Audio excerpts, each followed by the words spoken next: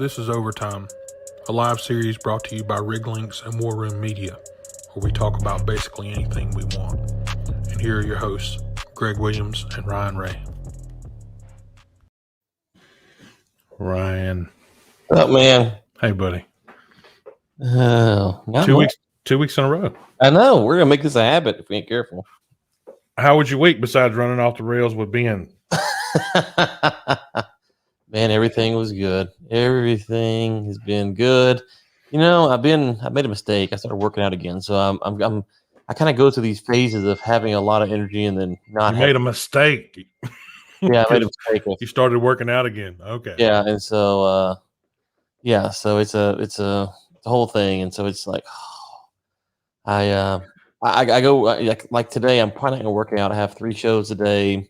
I'm kind of tired from yesterday's workout. So yesterday I went in there and as we talked before, me and you were horizontally challenged, right? We're not necessarily the tallest fellows in the room, but if you talk about I'm 6'2", so I'm tall. And okay. Well, I'm like 5'11", 6 foot. If you have to measure me. With all this weight, I'm back. I hunch for like 5'8". But we're not 6'5". We're not 6'8". If I was 6'8", they'd be like, man, he's kind of skinny. You know what I'm saying? So what you're saying is, if you were 2 inches shorter, you'd be completely round. That's fair. That's fair. Yeah, that's fair. I wouldn't have put it so bluntly, but that's fair. Anyway, so I've been working out. So a few days last week I felt fantastic, and a few days I felt tired, and so today it's kind of like kind of feel tired. But anyways, I'm going in there, and I don't have just I kind of go in there and just do my set with not a whole lot of breaks in between, and so that means you just kind of get fatigued because you're just doing you're just kind of going back to back to back, and so that's kind of where things are at. Well, I saw one of your podcasts you just released. I need to get in there and listen to it, but you had one with Henry. With the hero Henry, yeah. 56 minutes, almost an hour in there with him, huh? Yeah, we do about we try to do about an hour, 45 minutes to an hour on those when we can. So I used to be his manager. Right. So anybody that doesn't know about Ryan and War Room Media, go check out his podcast, man. He's got the lineup and the guests that he have, then the variety that he has in there is like, when you want to talk about people that are into it for the long run, then you can go see Mr. Ryan here. So we have these 2 shows when we do have them, but we're definitely not into it as deep as Ryan is. But man, he has some great guests come in there. Well, thank you, and I appreciate it. It's something to where you first off, this show, let's start with this show. If you listen to this show, go download the podcast. And if you have iTunes, hit us with that 5-star. People don't realize how much that really, really helps. It helps a couple things. One, when you're going to get a prospective guest or advertisers or whatever, they can't tell how many downloads you have, but they can see how many 5-star reviews you have. And so the more 5-star reviews you have, the quicker people are to respond to you, to work with you. So go do it for this show first, because we're here every week. Secondly, Inside the War Room podcast, appreciate it. We've had on Senator Ted Cruz, we've had on David Blackman, Anasala Haji, Quentin Henry. We've had on a guy talking about drug addiction. It's more of a show just to try to bring on people to try to have interesting conversations. We have a guy talking that's kind of a gun expert coming on tomorrow. We had someone else this week on. Oh, we had Mark Rossano talking about economic issues. Yeah. And we have some interesting guests coming on next week. Real quick, I will just tell you, if you're interested, we have on the co-founder of the Tea Party is coming on next week. We also have on Sky High for Kids. Their CEO, I guess, is the right person. She will be coming on next week, and we also have on a lady you will not know by name, but she's coming on to talk about some of the atrocities in Africa that are happening that are not getting covered. So a lot of stuff. So thanks for the plug, Greg. And we enjoy doing it. All right. Well, the atrocities in Africa, there's tons and tons and tons of that you could do one whole hour on just that, man. Oh no, it's crazy. All right. So I am the other part of the show here, and I'm terrible because I didn't get the rundown sorted out. But we're going to do it verbally, and so for anyone that is just joining us, we will have a chat today about oil prices, the jet fuel shortage, Brazil, and some of its energy transition or not energy transition, how you want to look at it. But we're going to do it verbally. The Cleveland Guardians, Rachael Ostovich, some movie reviews, and Pat Garrett's Colt. So I'm excited to talk about BKFC 19. That was a good card. So yeah, I was when I got down here to Van Zandt and Ostovich there, I got stuck on Ostovich, and I think that she has a pretty compelling story now. I think maybe she's one of those comeback kids, so maybe she's good for BKFC. And if Van Zandt heads out the door, then she's definitely a good plug in her spot. I've got plenty of thoughts on Van Zandt, so I'm ready for that segment. Let's do it. Okay, so let's jump right in there with our oil prices this morning. WTI is sitting at $73 and a little over a nickel, 73.06. And Brent is at 75.48. So API released their data July 27th, showed the U.S. crude oil stocks fell by 4.73 million barrels in the week ending July 23. So not sure if most of our listeners know, but we only have enough storage, according to API, to last us 27 days or 435 million barrels, give or take. So that was as of July the 23rd. So again, kind of putting things in perspective. So if you shut everything down, just said, we're not going to do it anymore, you have 27 days. They say we have 27 days. So that kind of, and not it's like end of the world times thing type deal here, but that still speaks volumes to me. Like a year ago, that was 526 million or 37 days. And right. Ladies and gentlemen, we're only doing like, what is it, Ryan? 16 million a day or something like that? Yeah, it's that much. So, I mean, that's a pretty fine line, isn't it? Yes and no. I mean, this is, if you go back and follow it, it's probably a lot more like this, historically speaking, than we think. And so it's, I'm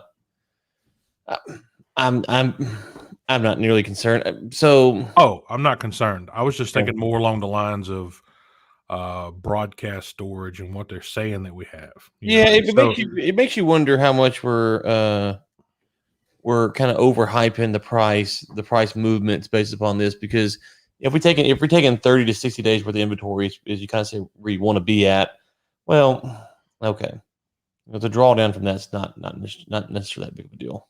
No, it's not a huge deal. In fact, it probably would start tapering off because there would be mass problems all over the place where as far as consumption goes.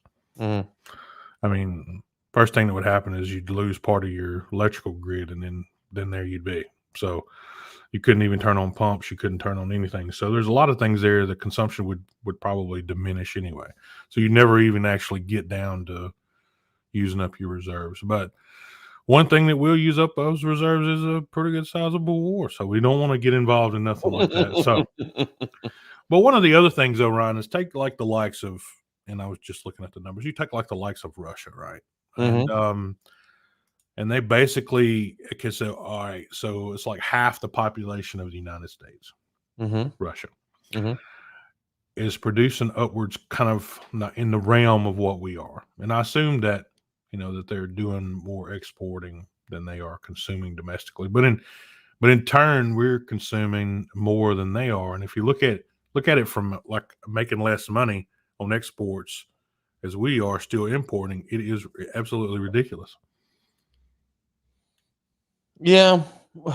So the import-export stuff, to me, this is kind of where it gets a little dicey, because we have to import a certain amount of oil because we can't refine our type of light sweet crude exclusively. That's right. So we got to blend. A mix, yeah, a blend. Right. And so you know, I do think we want to be exporting, obviously, as much as we can to make the profit, and try to import potentially less if that's needed. But the reality, this is an oversimplification, but at the end of the day, follow the money.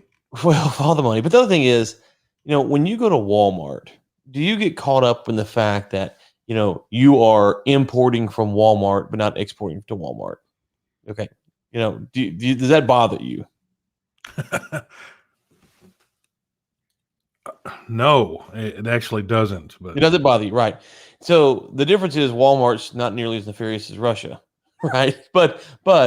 And so it doesn't bother you because you feel like you have a lot of opportunities to go to the market to import your groceries or whatever you get from Walmart or Target or wherever you go. There's a lot of opportunities. There's a lot of places.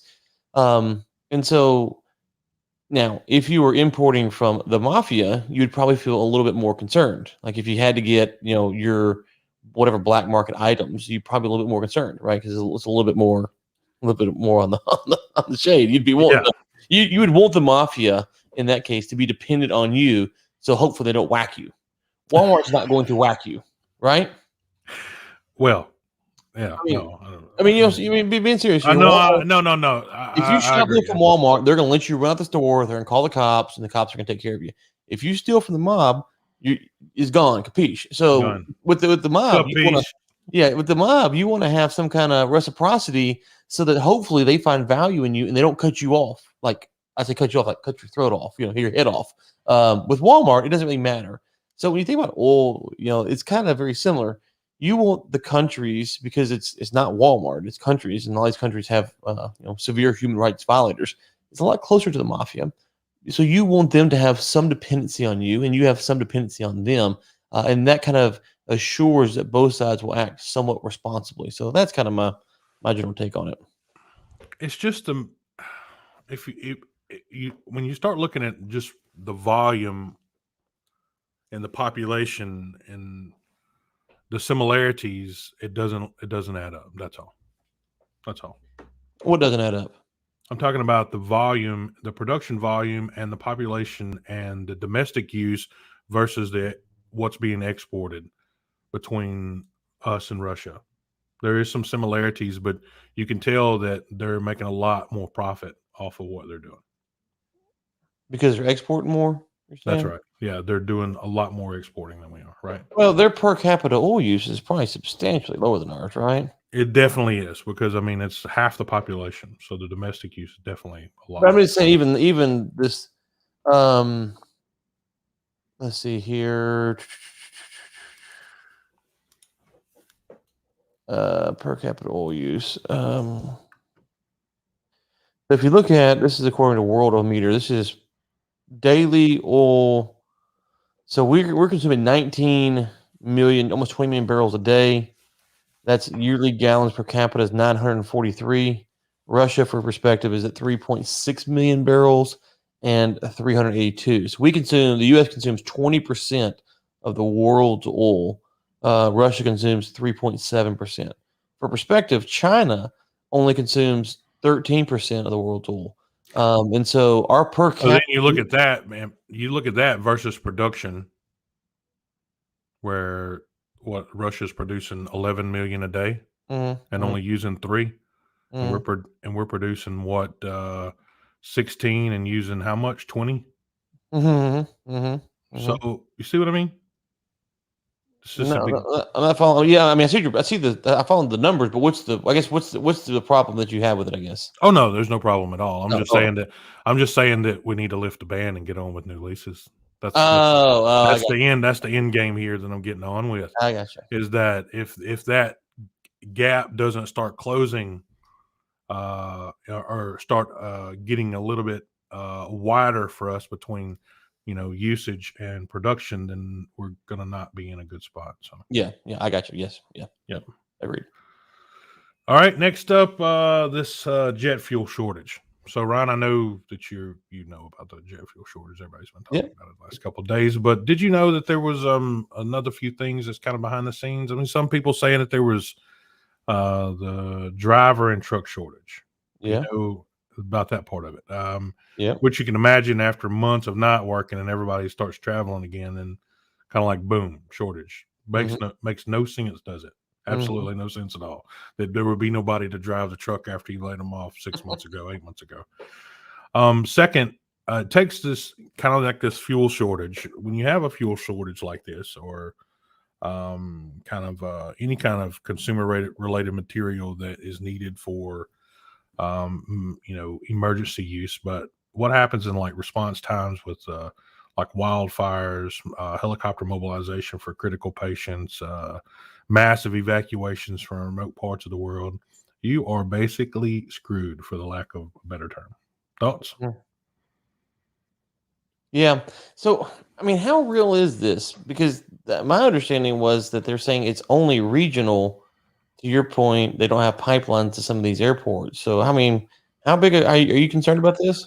It's not necessarily the pipelines at some of the airports. What I'm talking about is if you start seeing shortages in some some smaller places in the United States, or I say smaller places, I mean this was it was a couple of different places here in the United States, Yeah, California, yes, but you're going to see it in other places too. It's not in the United States. It's not just localized to one or two different places here.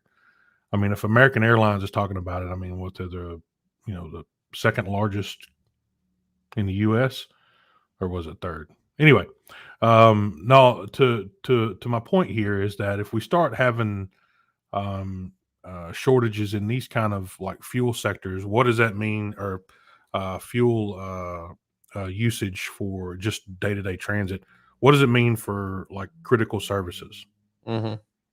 Especially in the flying kind of realm. Yeah, so I know what they're talking about. Will it trickle down to be something like that? So I think what Americans doing is they are having, usually the planes, and this is always scary to think about. They only carry enough fuel to get from spot A to B. No, absolutely, right? Yeah. We're so like when I go to the store, I don't think, okay, I'm going from A to B. How much fuel do I need? And just that, that's not how they do it. They carry enough fuel to get from A to B, and when that happens, you're at a spot to where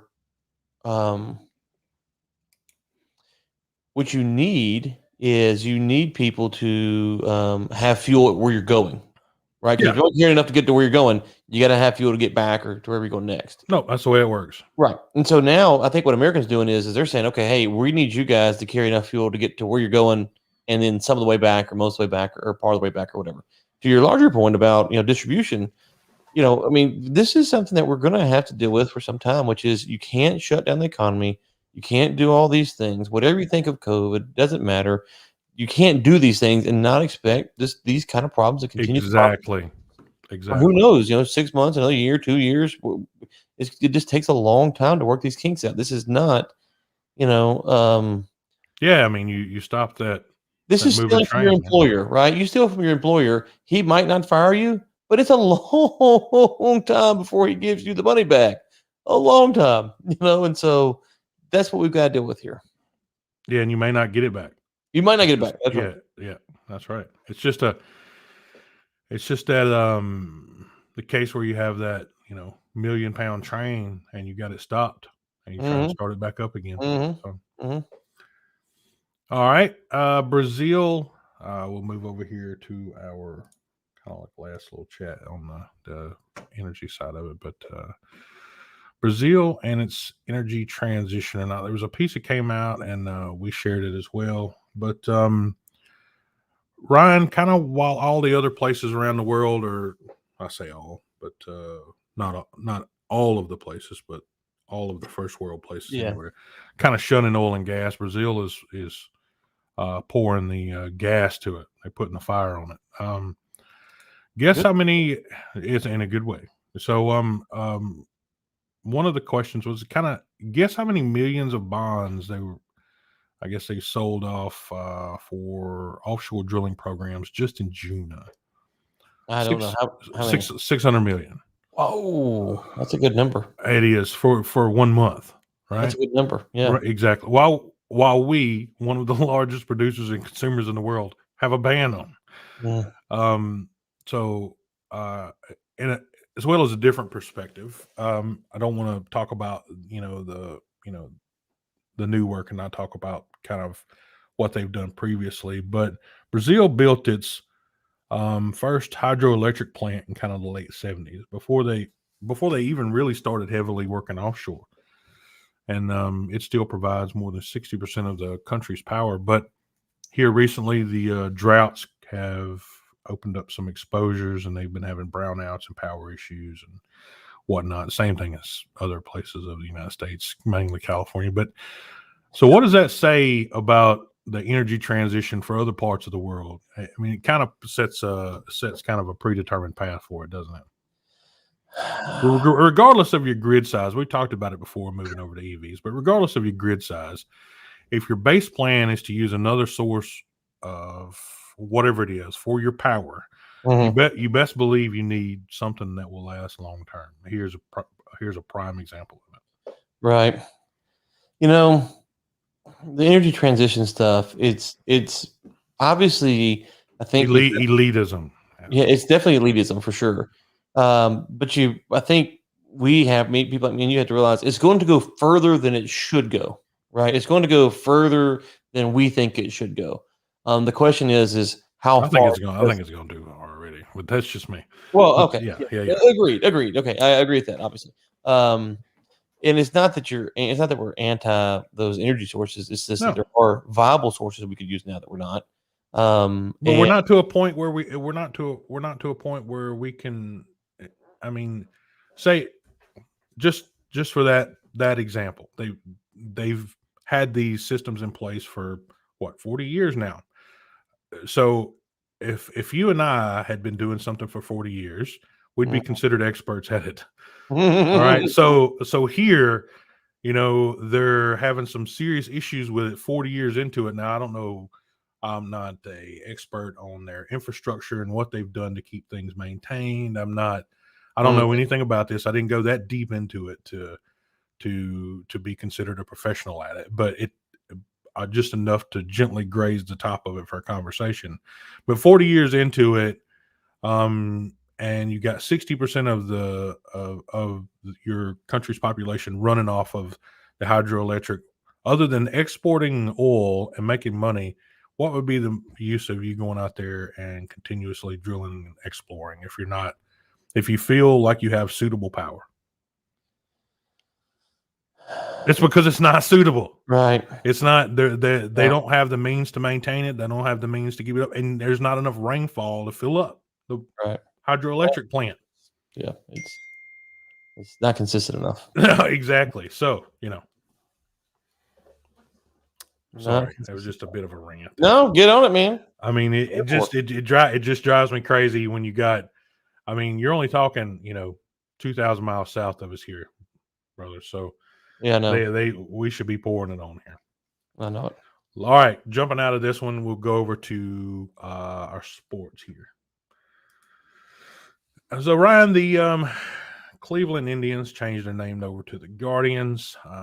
We know that, but for a more pleasant baseball experience for our Native American inclusivity. Let me say that slowly, which is fine. Whatever they want to do, it doesn't affect how they play or what they are paid. But last time I looked, they were second in the AL Central, just behind the White Sox. So I mean, they're like 10 games behind the White Sox. For anyone that wants to know out there, just about one game ahead of Detroit. But as you know, the Redskins have said they will change their name in 2022. They've already changed it. What they change it to? The Washington football team. They're not the Redskins anymore. Oh, that's right. But there was someone else that was wanting to change their name. I mean, the Redskins are going to come up with a new name, I think is what you're saying. Oh, yeah. They're coming up with they're all for the Redskins thing. Right. So, so Ryan, the question here was who draws in obviously more money, MLB or NFL? Oh, NFL. Oh, certainly. I mean, so Cleveland, that would have been $117 million, and Washington would have been $3.5 billion. So distance between the two teams like 380 miles. So I had a bit of I don't know. I got caught in a conspiracy theory thing there, but what if I was a betting man? Do you think there was a decision that was probably made that would put Cleveland up front before Washington choosing a new name to see how that was going to go? I mean, you're talking 117 million versus 3.5 billion. I don't know. It's not. I know it's probably a loosely gathered. You might be onto something there. It's hard to say. I'm just saying that it's in the numbers, though. I mean, 3.5 billion versus 117 million. You go change your name, and we'll wait and see how that happens for you. The word is, and I don't know if this is true or not. The word is that Dan Snyder was not happy about it, and so he's really kind of just stonewalling the process. And his way to stick it to the NFL was to come up with a stupid name like the Washington Football Team, and so that was kind of his way to kind of get back at him. I don't know if that's true or not, but I really don't. I don't understand much of this name change in business, to be quite honest with you. So to me, it's one of those things where I don't get it. I mean, I don't know.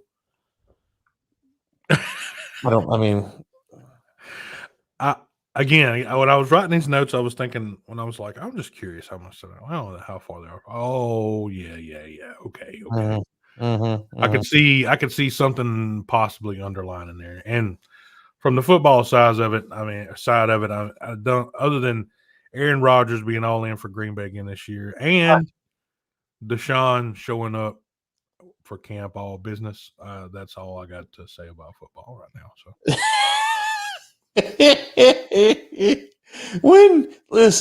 The advent of social media, the one thing it's done is it's got us, like if you think about the Cowboys, the early 90s Cowboys, right? Those dudes would have not made it like one season in the modern era. No. Right? There's just too much. They'd have gotten exposed too much. Exactly. And there's still a lot that the media kind of sweeps under the rug as far as what these athletes are doing and not doing or whatever. But it's gotten to the point now to where I really try. I try to explain to people, like I have my athletes I like and the ones I don't like, and it doesn't mean I'm saying this person's a good person or a bad person, or I have a logical reason sometimes for liking this fighter, football player, etc. It's just that I do, and you have to be careful because if you look too much into the off the field stuff, you'll find that a lot of them aren't really they wouldn't be people we're hanging out with on Saturday afternoon. But if you ignore it too much, then you're like, oh man, I'm pulling for this person. They're pretty sleazy. So it puts you in a bad spot. I would rather just almost not know, watch the game, and just kind of, if they get arrested or something, that's fine. But all of the speculation and stuff, it just kind of wears on you on some level. But it makes for good content, I suppose.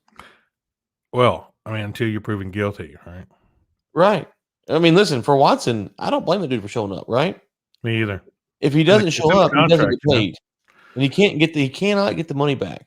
Quick question from Stuart here. Are we using more fossil fuels with installing more green energy? I would say yeah. Probably so, yeah.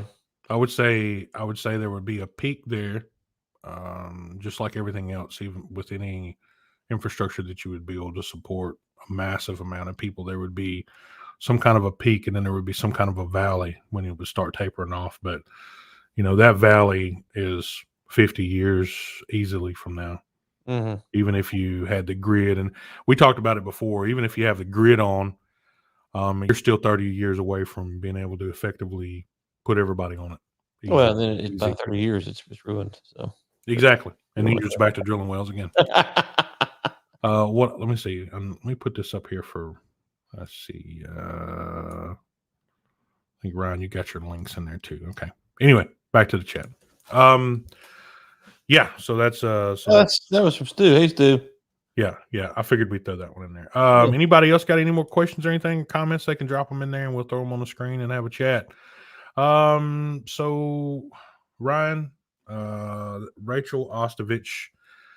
I missed the fight. I caught probably, I don't know, about 30 seconds of it. It was the 30 seconds that I watched was pretty good. The one with Paige Van Zant and Rachael Ostovich.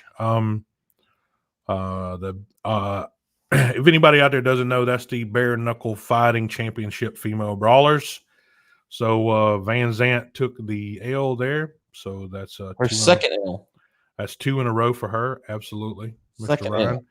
Crazy. Not sure what her future looks like with BKFC, but if she keeps losing, she probably won't hang around much longer. But she left the ring immediately after the decision was announced. I think she thought it was all her by the looks of her face. And then when they called the decision, yeah, she stumped out pretty heavily, but she took the L again. But the reason I wanted to talk about this match in particular is about Rachael Ostovich, as these two have some history that dates back to like January 2019. So Rachael got smoked by Van Zant at the end, lost to an arm bar, but she did well kind of early in the fight, but couldn't pull it all the way off.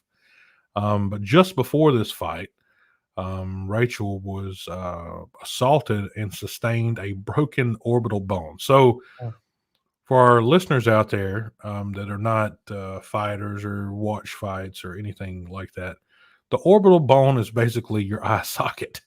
So, you got to be hit with something pretty hard or being hit by something very, very hard directly to break that bone. That round bone is probably one of the strongest bones in your body. So you got to be hit pretty hard. But she was then kind of she got healed up and then was headed out to fight Veronica Macedo, but was replaced by a Polyana Viana.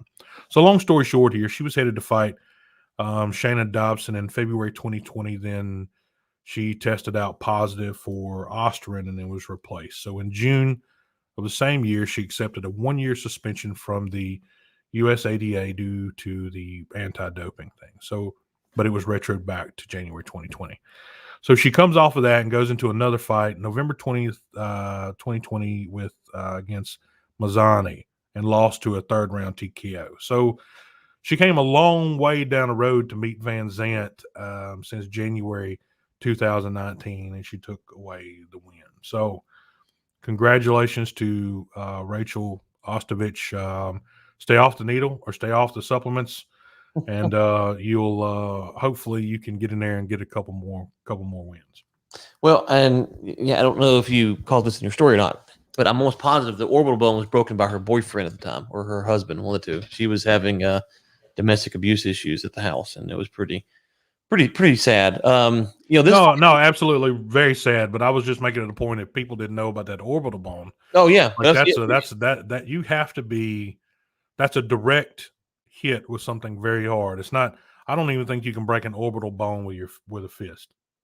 Well, in this case, it was her boyfriend or husband or whatever who was doing it. Yeah. Neither one of these ladies are very good. Okay, let's just start there. They're not very good. No. But in Paige Van Zant, to your point about walking out the ring, I had the fight and I scored the fight live as it was happening. I think I had the fight 3-2 Ostovich, but thought it might have gone 4-1. I think is maybe how I had it. And there was some rounds that were close, but even Van Zant's corner, now I don't know what Ostovich's corner said, but Van Zant's corner told her before the 5th round, you need to win this round. You really need to win this round. And so it wasn't as if it was unknown to Paige that she might be behind on the cards. Now, so I don't know if she left because she was mad because she thought she won, or she's just mad because she lost. But the problem for BKFC here is that they brought in Paige Van Zant because they thought she was a star, that we were going to bring some eyeballs. Now she's done that, but 2 losses in a row. First, she lost to Britton Hart, and that's unacceptable. Now I like Britton. Britton's a tough fighter. I got to see her fight, her first BKFC fight. I think it's the first, anyways. I enjoy watching her fight, but that's a fight that Paige Van Zant had to win. She loses that, and then you bring in Ostovich, who's a better fighter theoretically than Britton Hart, and Ostovich puts it on her. Van Zant looked better. She was a lot more aggressive. But I think you don't think that this was a bit of a comeback fight. What do you mean? Because the last time she looked at Van Zant in the ring, she took a loss. So possibly. But here's the thing on that is that I was thinking there's probably a bit more payback. Well, you're right, but the first time you're talking to some of those fighters that get in there on the bare knuckle, it's just different that first time that you're in there. Yeah. And so you thought that Van Zandt would have had the advantage because this is her second, Exactly. Yeah, she would have had a little bit of technique down there. So. Right. Kind of knows how it feels, stuff like that. But it just didn't work out to her favor. She did fight better than she did the first time. That's without question. If she fights that way the first time, perhaps she wins. I don't know. Perhaps she wins. But Ostovich hit her with a big right one time. Ostovich was the one that was hitting the harder punches. And see, the second round, I think, Van Zandt really turned it on. She really kind of switched her game. And in the third round, Ostovich came back out and had adjusted, and it was that was kind of enough to take her to win. I can't find. I thought I had shared these scores. What day was that fight? It was Saturday. What day was Saturday? Saturday was the 23rd. 23rd, 24th, somewhere in there, maybe 25th at the time change. If I said it past midnight, let's see here. It was Friday. It wasn't Saturday. You're right, the 23rd. I'm looking on Saturdays, no wonder. Yeah, so I scored the fight. Assuming I actually find this because I think it's 3-2. Anyways, so good card though. It was a really good card. All the fights delivered, so that's all you can ask for. I will say this: KFC 20 coming up though has got Johnny Bedford and Reggie Barnett though. I might go. That one looks. I might go. That's August the 20th. I might go. Really? I had 3-2 for Ostovich. The judges had it 3-2 times 2 and 3-1 on one card. I might go. Yeah, my boy Quentin's fighting. I know Johnny Bedford as well. He's a friend. I actually went to Johnny Bedford, Reggie Barnett 1. That was when Paulie Malignaggi fought. And I was backstage and got to see Paulie and his posse and stuff. I mean, I can talk to him, but he's back there. So I might go. I might skis on down to Biloxi. I was I've been to 2 BKFC events. The first one was BKFC 2, and I had a fighter on the card there, and then I went to the one in Tampa. I'm headed out August the 10th, but that would be a good one to catch. That's for sure. I may have to figure out how to watch that on my Sly mobile phone overseas. But anyway, all right. Well, good chat with. I always love the fight chats with you, Ryan. I love the fights. If you can't tell, so no, it's good. It's good. It's good stuff. So this long time frame here that I've kind of been back in summertime with the boys, and we've of course caught up on a lot of pop culture stuff and a lot of movies. And I think we've ended up watching like 6 or 7 new movie releases since we've been together this last couple of weeks. But oh wow. Yeah, it was. We've been having a free for all here, but we watched Escape Room, Fast 9, Hitman's Wife, Bodyguard, Quiet Place 2, Black Widow, and Old. So, basically, Escape Room, Fast 9, both were crap right off the top. I'll they wouldn't. They're not even worth going to see. Fast and Furious 9 wasn't any good, huh? No spoilers, but I mean, it was good to see some of the older characters back. But oh wow, it's got a 5.5 out of 10 on IMDb. You're not alone. You're not alone. I haven't watched any since Fast and Furious 1, so I have no idea. Yeah, so it was like I said, it was good to see some of the older characters back there because they bring back some from Tokyo Drifts in there and some of the older guys. But it was good to see them. But again, I'm not trying to give any spoilers, but it's just I would wait for that to come out on TV, people. So Escape Room, that was terrible. Escape Room. What is that? I'm glad I never watched the first one because the second one was so bad. What is this? I haven't heard of Escape Room. What is this? So this is kind of Tournament of Champions. Is that what it's called? It's Escape Room Tournament of Champions, and okay.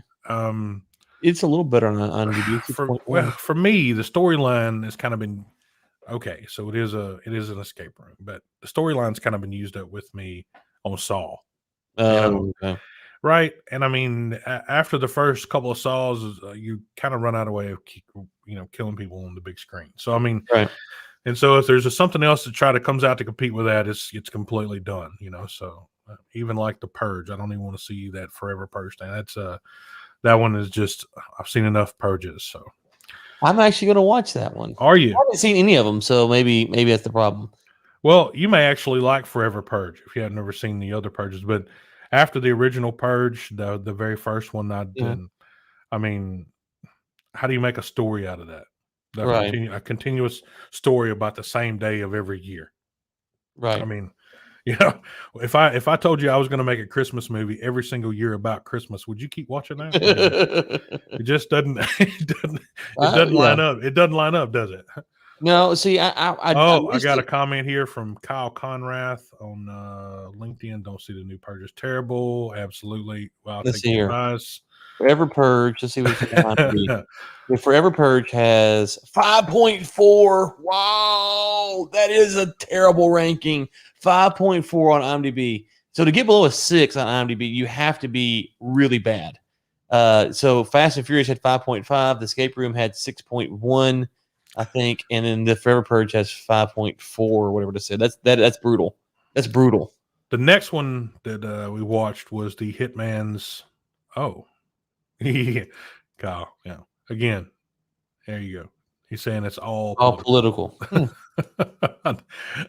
The next one we're talking about there is Hitman's Wife's Bodyguard. So I like Ryan Reynolds, not just because of Deadpool, but because he's done some pretty good other films other than Deadpool. But when you kind of throw Selma Hayek in, Morgan Freeman, Antonio Banderas, it was a pretty good time. So it had some bad reviews, but I actually never listened to the reviews at all. I've liked some movies that didn't even score on Rotten Tomatoes. So, but again, some of the reviews was like, this was basically Selma Hayek's movie talking about how many jokes she could make about her boobs in one movie. So there was that's basically kind of what they wrapped it up into, and they didn't even say anything else about the rest of the movie. But again, if you liked the original Hitman's Bodyguard with Ryan Reynolds and oh my goodness, I forgot his name. That's wild. Samuel L. Jackson, then go check out the second one. I think it's worth it, but it definitely is not the worst movie out there right now. Let's just put it that way. In a summer full of bad movies, it's not the worst. Right. So the next one is A Quiet Place Part 2. I never saw Part 1. It's basically the same as Part 2, except a continuation. But this one was one that I've been waiting on for some time now. It was kind of delayed because we had this thing called COVID last year. Didn't hear about that. No. In fact, I was just learning about it this morning. But I plugged into the first one quite well. It was pretty good. The second one, nothing left for the viewer to question about, or who is this or where it's from or whatnot. So it was nicely done. Enjoyed it. If you hadn't seen that one was number 3 out of our 6, so it's kind of middle range. So go check it out. It's good. Hold on. Will there be a third based upon? I haven't seen the first one. Is there room for a third? I think there's room for a third. Okay. The daughter as you see here. I hadn't. Listen, I don't know anybody. Okay. Hold on. I gotta go watch one. I don't even know what. Oh, so you're gonna watch one and then okay. Yeah. Okay. So I'll leave you with it right here. Just go see Quiet Place 2. It's good. I gotta see one first. We'll go see one and then go see 2. Okay. You may wait for a box set. Why be scared? No, man. It's not like that. I'm a big fraidy cat. No, I mean, there's unless you live in the realm of never can never happen, then this is nothing. I mean, there's nothing at all. There's some other stuff that I'm fixing to talk about here that's probably more of a potential. But okay, so moving on to Quiet Place 2, it was good. Just go see it. We briefly talked about Black Widow last week. Brian hates Brian. No, my co-host's name Ryan. But Ryan is done with Marvel and MCU. But for people out there that's still enjoying Black Widow and the storyline there, so it was really good. Spoiler alert: the post-credit scenes tie into some of the other series that are currently on Disney Plus right now. So we found that quite interesting. See, I had someone after this show last week. I don't know if they're watching or not, but they hit me up about Loki. Have you watched the Loki yet? Yes. Okay. Yes. This guy was saying that that Loki ruined. Was that you or him? One person was telling me that Loki ruins the rest of the MCU. That was me. Okay. That was me telling you. Okay. Well, then what did he tell me? Because he said his take on it was, Oh yeah, so his take was the opposite. That's what it was. His take was the opposite. He said the ending was interesting, and he's ready for season 2. So he thinks season 2 is going to be building upon it. And you're the one who said you didn't like it. Okay. Well, I liked how they presented the case, but when you go back to, you remember our discussion about the 6 new characters that they're going to be releasing in the next phase, and there's a character in there that can kill any god. Yeah, kill Thanos and all that stuff. Exactly. So the thing with Loki is that, Loki basically unties that knot. So why would you need those 6 characters with what comes at the end of Loki, right? Okay, so if you haven't seen it, go check it out. Check it out. People will understand what I'm saying if you watch the rest of that series. Okay. On Disney Plus. Now for our favorite one for the top of the list.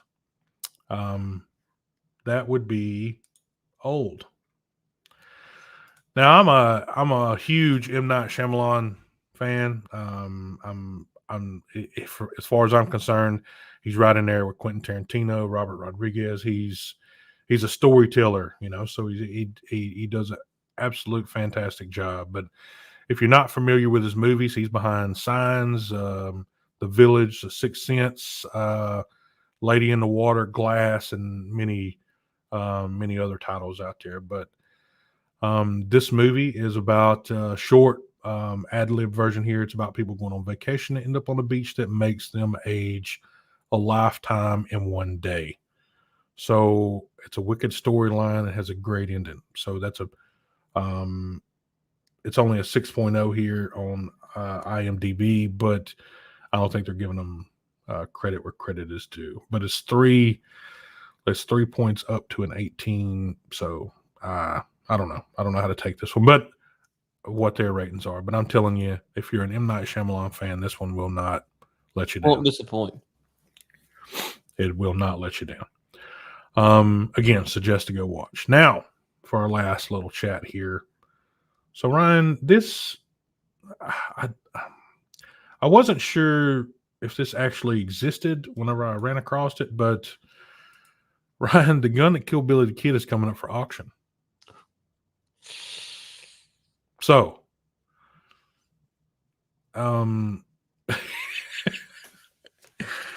this historical event was some 140 years ago. There have been articles, movies, and everything you can name just off of this one event, right? So, there's been how much money do you think has been made off of this story, Ryan? Just off the top of your head, it is millions and millions and millions of dollars. Yeah. I mean, just the 2 Young Guns series. The 2 Young Guns movies probably pulled in $500 million, just those 2 movies. But you want to take a guess at what this pistol is going to be starting auction at next month at Bonhams in LA? Let me think here.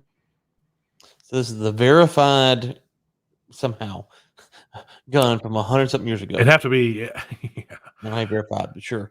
Does it work? Do you know if it works or not? Not sure. Okay. I'm going to put this $1.32 million. Ryan, the auction's starting at $2 million. So you were close. In big numbers, you were really close. So $2 million.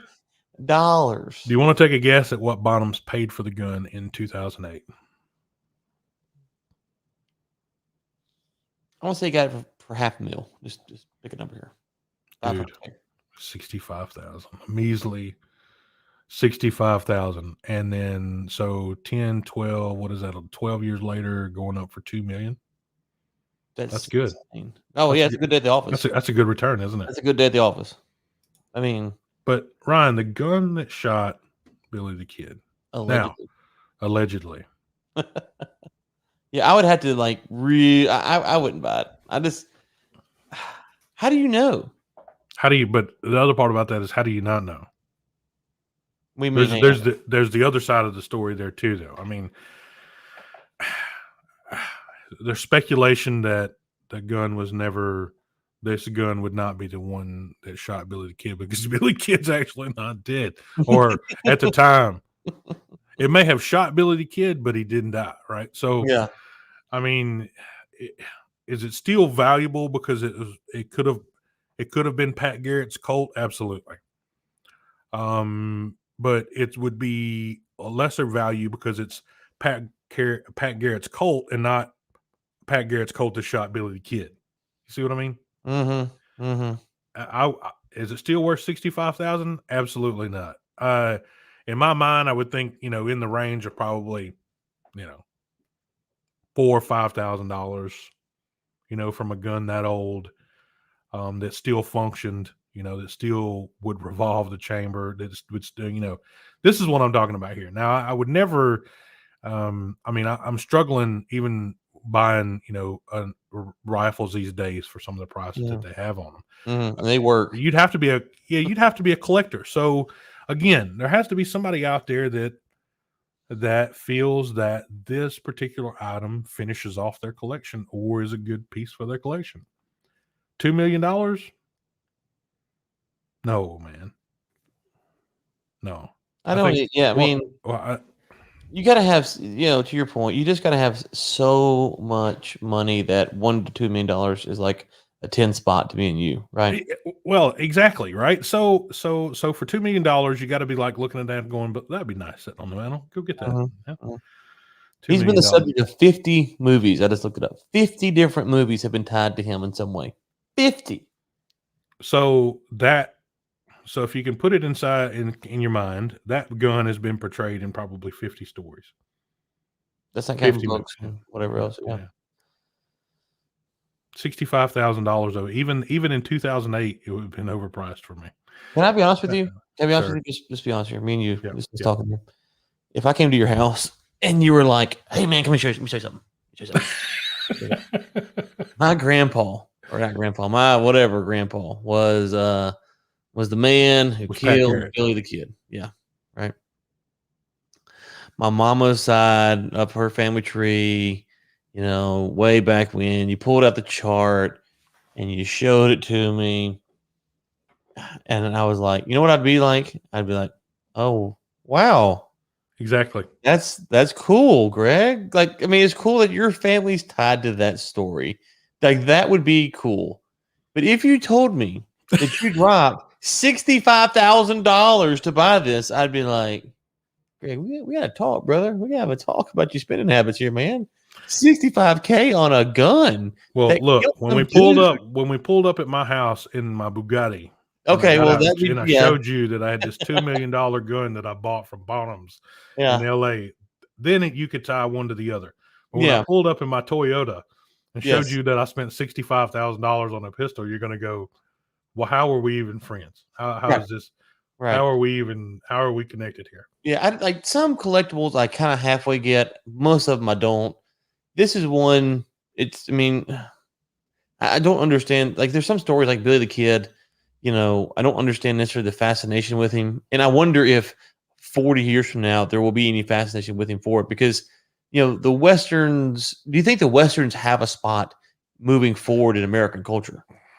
Well, I think it depends on what happens with American history. If the trend with doing away with some of American history continues, then this could be one of those things that go away. I mean, that's just, and American history is not. It showed no signs of hanging around here for the last 5 to 10 years. So it seems like things are starting to disappear. And just discussions about things are starting to disappear. So you're probably right, Ryan. I mean, our show on YouTube probably has a bigger chance of hanging around than more chats about Billy the Kid 100 years from now. So I'm going to start a Billy the Kid podcast just to keep the story alive. That's funny. But you need to get this gun to kick it off, though. So. Yes, I do. Yes, I do. A Billy the Kid podcast. That is absolutely fantastic. Well, what would you name it? Would you name Kicking it with the Kid? Ryan's take on what would you call it? Kicking it with the Kid? Kicking it with the Kid. Stories from the Outlaw, Billy the Kid. Hey, man, that's got a good ring to it. I like it. Well, the story's only been told 50 different movies, so you got at least 50 episodes there. That's right. Just breaking down. Just breaking down each movie, the director, the cast, all that kind of stuff. By the way, Ryan, before we get off here, I wanted to take an opportunity for both of us to talk about anything we're doing coming up with writing, because we both write as well. So are you working on anything new? I'm always working on stuff. I don't know if I have anything far enough along to make any official announcements, but you go to my website, ryanraysenior.com, and it's RYANRAYSR, ryanraysenior.com. Matter of fact, we might want to change that to say ryanraysenior.com. I need to change that. I need to change that. So what about you? What you got going on? No, I was just giving you the opportunity to talk about your oil and gas employment book. If you wanted to bring that, if you wanted to chat about I've got a bunch of copies right here. Go buy them suckers. But no, I don't. I've got a couple different books I'd like to write. But the problem, I'll be honest with you, the problem with writing a book is I read a lot of books. Can I move the camera around here? Can I do Sure, this? Sure. There we go. So that's my stack of books I got in the mail recently, and that's kind of the stack of books I'm working on back there. Right. And you can see the books just around the room. And what I've kind of come to is that a lot of books shouldn't be put out, right? There's books that they should be like a long blog post. And so, right. And so that's kind of the problem I have with putting out another book, is that I don't know if I have enough that's actually valuable to put out a full-length book. So that's kind of where I'm at on it. What about you? You got a book coming out? You got a book on deep water. So yeah. I mean, it was the reason I wanted to bring it up was because I think that there's value in talking about other things than just podcasts and videos and everything else. That both of us do write, and both of us do have material that are that's out there. Both of us do have the ability to share more than just across this electrical device in front of people's faces. But if you are interested, Ryan has some information out there. I also have, let me see if I can get it up there. Our Horizon in the Moment is out there, as well as I think we got a journal out, as well as another sci-fi book is out. Whoa! What's this sci-fi book? When did that come out? It's been out for a while. It was kind of my first toe tip in the water. Oh, okay. I don't know if I ever read that or not. I know I have to read it. I didn't know it existed until just now. How'd I miss that? Yeah, I mean, it's not widely publicized. I haven't done much advertising on it. So, but we started. I say me. I got some stuff outlined 3 or 4 days ago, and we will be moving over to the sci-fi kind of genre, teenage years. So we're going to be putting together a few different stories, and hopefully we can get those put out there and get some traction with them, not just staying in oil and gas and some other stuff. So some more novels. Yeah. it's going to be some short stories, but a series of short stories. Hold on. Let's see here.